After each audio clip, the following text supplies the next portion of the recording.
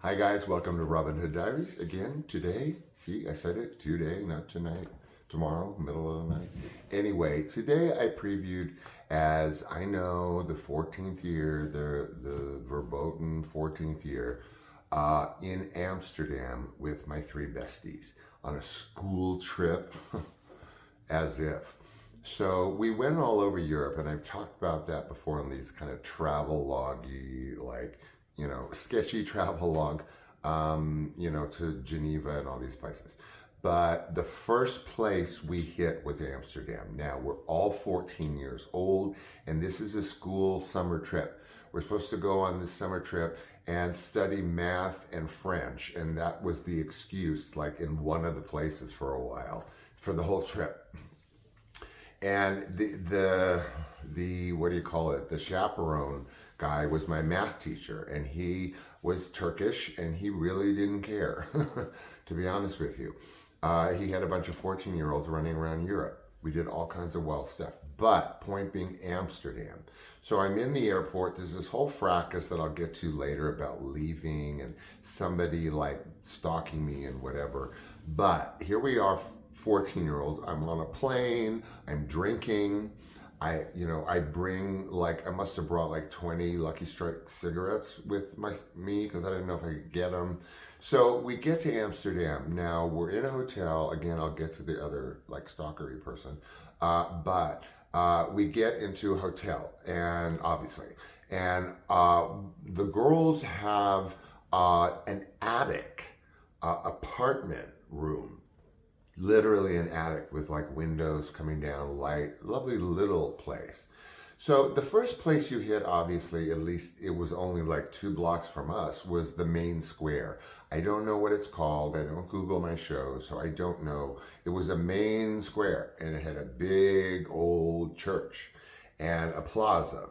So again, 2 blocks from our hotel, it's me, my 3 besties in Europe for the first time all together, ready to raise the roof on Europe.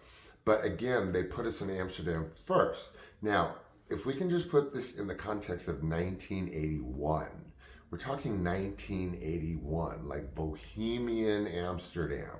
It is not the place it is now, and I'll get to that probably at the end. So we're in this square, and what is the first thing that happens? This really, really good-looking, tall punk, not a mohawk, but yeah, basically a punker, cool hair, and he sells his hash.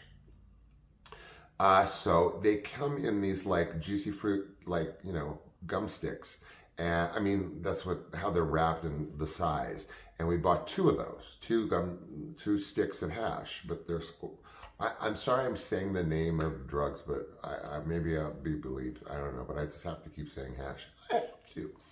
So first what we do is with this cute, tall punk guy. Now we're all 14. These people are like at least drinking age or above.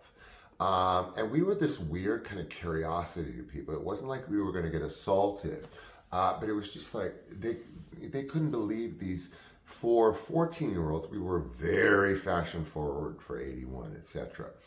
So once we buy these sticks of hash, like little juicy fruits, he and a few of his friends and I and my 3 besties go up to their attic room of their hotel, our hotel, like 2 blocks away. And then again, this is how lax the chaperone was on this trip. He was so lax.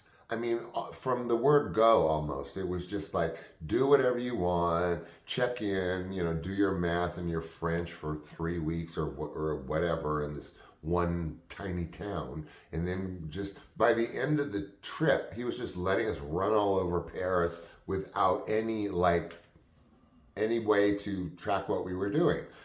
So we go up to the attic. So we're now with all of these people that we met in this square, 3, 4, 14-year-olds, smoking the hash that we bought in this attic hotel. And so, we were not fully experienced with hash, there were tastes and things.